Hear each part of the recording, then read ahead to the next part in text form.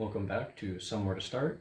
In front of me, I have a G sharp Phrygian handpan, which was made popular by an artist named Sam Meyer.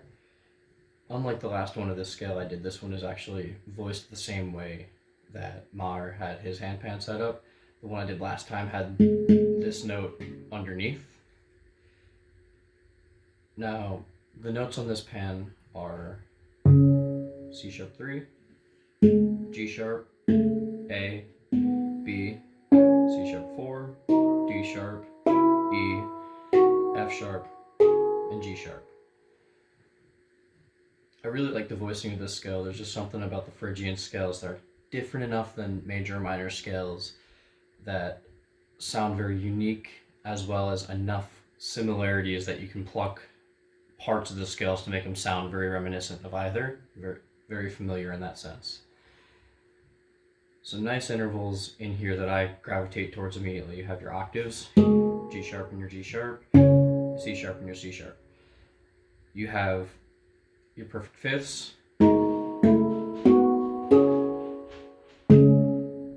Nice that you got 5 of them on here. You got your perfect fourths. Nice and easy to reach. You don't really have to think about the placement of them too much. You have some nice chords in here too. You got G sharp minor, A major, B major, and C sharp minor. This scale, because of how versatile it is, it's easy to play a lot of fast melodies. But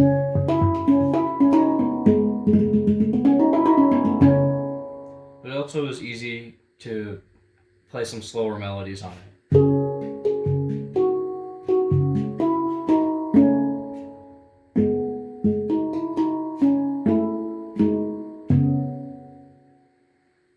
And both sound pretty nice with this scale.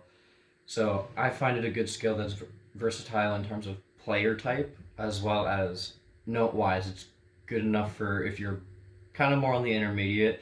There's enough consonants in there that it's not overwhelmingly difficult to pick notes that sound good. And there's enough consonants in there for some more challenging melodies. You got a couple half steps in there.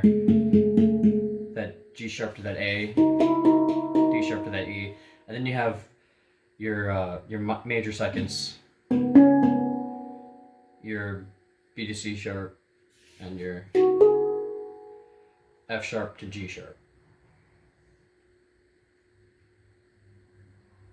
And the fun thing about having that nice blend of both is you can create some more complicated and moving melodies.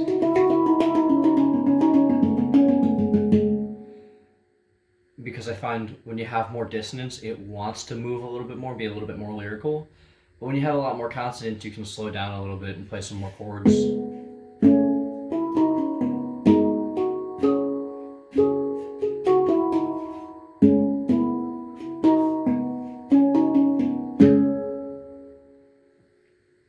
And they both seem to flow just as nicely.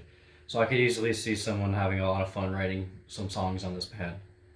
And something that sings very nicely for my tastes, I like having that low ding. I find anything below a D sharp or a D3 has this nice warmth to it in the bass that you wouldn't normally get out of a pan that's got something like an F3 or a G3.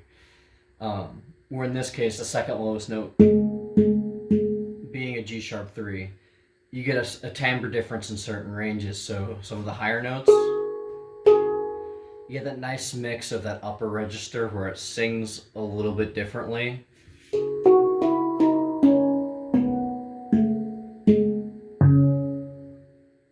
So I think of it as you got 3 or 4 different timbre differences in the notes themselves, which make voicing certain melodies easier. If you're doing something where you got a moving bass,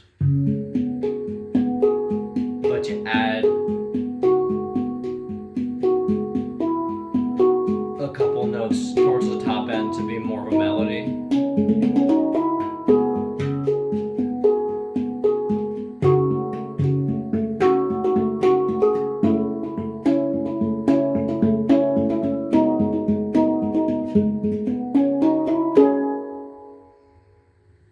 you can have a lot of fun there.